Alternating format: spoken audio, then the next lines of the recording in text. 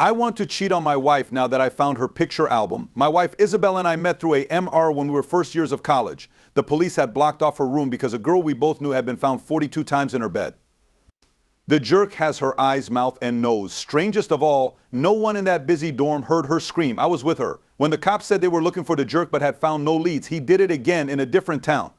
Same-o, and then again in a different place. After that, the news started calling him the college butcher. She came to my room more often after that. It was too good to be true, and I should have been smarter. But I was young, naive, and deeply in love. A few years after college, I got a job as a software developer, and she got a job as a teacher at the neighborhood high school. That's when we got married. We bought a house in a safe, quiet area, in a safe, quiet area, in a safe, dump. At first, everything seemed great. Everything has been fine for 10 years. I didn't clean out the attic until 3 weeks ago because I was sure I heard something skittering up there. As I was getting ready to leave in the morning, I told Isabel that while she was finishing up the bolognese and I was making us a couple of glasses of wine, I thought it might have been mice or rats. I think there's something in our attic, I told her as I gave her the wine glass. I'm going to clean it up and check to see if it's a rat or something. I looked at her face when she didn't say anything. It was very pale, and she was looking at me with eyes that had something I couldn't place. Fear wasn't it, it was something else. I'll take care of it, so don't go up there. I made a face because I think it's something small. I've been meaning to clean up that area for a while now. I'll take care of it. The way she looked at me made me feel like I couldn't stop shaking. Jack, promise me you won't go up there. I gave a slow, confused nod. We cared about and loved each other, and I wouldn't do anything to hurt her. I knew I had to listen to her because she was so worried. That being said, she might as well have held out a chocolate chip cookie and told me not to touch it. That's why I went up there after she left for work one morning. There was a light in the middle of the ceiling, but it was dark. Even so, I knew I could depend on the flashlight on my phone because our house was old. Instead of a ladder, we had real steps that led up to the attic. When I got to the end of the hall and opened the attic door, I thought I heard a squeak at the top of the stairs. That sound that only a foot can make when it hits a loose floorboard. It felt like a cold wind had blown into the hall and made the hair on the back of my neck stand up. I looked hard into the dark at the top of the stairs and said hello in a soft voice. As time went on, common sense finally caught up with me. I was so naive to think there was something up there. Angry at myself, I climbed up, grabbed my phone, and turned on the flashlight. Then walking up the stairs with more confidence than I really had, I listened to each one creak as I went. I remembered the attic being less scary than it was. In fact, I had planned to turn that room into a kind of game room. That was until Isabel talked me out of it. To be honest, I had forgotten how big it was over the years. A lot of the time it was just like any other attic. The wooden floors were dirty, and there was a small window at the end of the room that looked out over the neighborhood. Even though it held all of our old stuff, the boxes and a few pieces of old furniture didn't take up much room at the far end of the room. When I saw the sloping roof, I thought it would look great with skylights. Why did Isabel want to leave this so badly? She was very organized and wanted to use every room in the house. As things stood, a small sense of dread had begun to creep into my mind. It was like my mind was taking over as I walked to the end of the attic and found Isabel's things in 5 boxes. Part of me wanted to scream that this was a huge invasion of her privacy.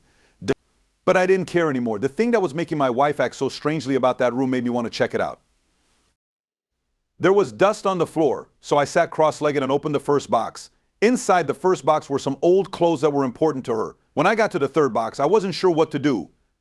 When I opened this box, I think a part of me knew that my life would change. I carefully took the lid off the box and looked inside. I breathed a sigh of relief. A photo book and some framed pictures were all that was there. I smiled and picked up the first one, which was of Isabel and her sisters laughing as kids at her 4th birthday. Some were of us and some were of her parents. Then I had an idea. Why didn't she hang these pictures downstairs? That strange chill came back. The box only had the big brown leather picture album inside. My heart was beating fast. I turned to the first page. You could see a little girl on a swing, her back to the camera. The picture was big and black and white. Plus, there was another little girl in a white dress standing at the edge of the woods and looking at the girl on the swing. That was the scariest thing about the picture. It felt like she was looking at me through the picture. On the next page, the same little girl was on the swing and playing on the jungle gym. She was smiling as she skipped along the bars. The strange little girl stood behind her and watched everything she did. Page after page of this little girl living her life. Her eyes were cold and her mouth was thin. And the strange girl who was standing on the edges. As I watched her grow up, I knew she was Isabel because the girl who was watching her looked like Isabel, but she was darker and angry. I took a deep breath as I watched the shadow of my wife get closer and saw pictures of her in my room with the shadow of herself.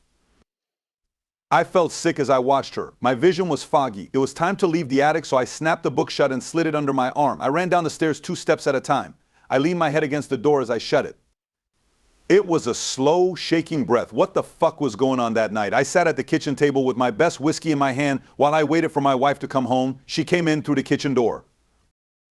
Hey lady, after giving me a kiss, she threw the grocery bags on the table to meet me. How did your day go? I took a moment to clear my throat slowly. It's here. Hi, Isabel. When I told her this, she was getting the milk out of the fridge and about to stack it when I spoke.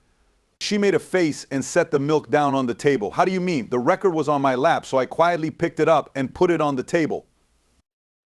You didn't want me to go into the attic because of this, right? I didn't mean for the words to sound so harsh. When she looked at the book, her face turned pale like she had seen a ghost. But when she looks at me, she says, I've never seen anything like that in my life. And she goes out of the room, leaving me behind. Question for Isabel, who is the girl who looks at me while I talk. I grabbed her arm and turned her around to face me. I got hit hard in the face by her. My wife hit me, even though she wouldn't yell at our cat when he scratched her. I watched with wide open mouths as she slammed the door and stormed that door and stormed up the stairs to your bedroom. When I heard it again, the record was still in my hand. I felt its weight just for a moment. I thought the skittering was coming from the attic, but now it sounded like it was coming from our bedroom. What the heck? I said something. That's when the scraping began. Someone was slowly scratching at the floors above me. That's what I could hear. As I looked up the stairs slowly, my heart started to beat faster. Why didn't she turn on the lights when she got up there? Isabel, I fear my voice. I didn't hear anything at first, but then I did. Isabella was a high-pitched voice that came from the dark. My heart stopped beating. Even though I was scared, the thought that my wife might be in danger scared me more. I sprinted up the stairs to our bedroom door. It was wide open, and there was no sign of my wife inside. Who is Isabel? With a shrug, I asked as I looked around the empty bedroom. I felt a cold hand grab my ankle from under the bed at that moment. I screamed and slid backwards until I hit Isabel as I yanked myself free. She pulled me down the stairs by the hand. That's why I told you not to go up there. She cried as she pulled me to the front door. You let her go now? You let her into our lives? She ran to the car as soon as we got outside. Quickly get up before she finds us. I jumped right in and didn't say a word. Girl, what the heck is going on? We sped out of the driveway after she turned on the car. She had her hands on the steering wheel so hard that they were white from holding on so tight. When she finally spoke, her eyes were on the road. She's been there all along, always mad. I got to live, you see. What? I was even less sure of what to do. She told me in a low voice, I'm a twin Jack. It was her death in the womb that I lived through. I was confused as I looked at her. What does she mean? She's a bad spirit that wants to live. She has been taking over my life since the day I was born. That record was a trap for her. Those pictures were like Lucky Charms. Everything that was physical proof that she exists used to be kept in that room. After that terrible event in college, I talked to a professional. She helped me catch her. After that, then I took her out of the book. I said in a soft voice. She nodded and let out a sigh of resignation. She would like to be me. Do you get it? She won't stop until she has all of me in her grasp. I kept quiet. At that moment, I saw the change in the mirror. When I turned around, the thing that wanted to be my wife was sitting there and grinning at me. I screamed. Isabel put her foot on the brakes hard. That truck came right up on us. We had no hope. I woke up later in the hospital to see a police officer standing next to me, his face grim.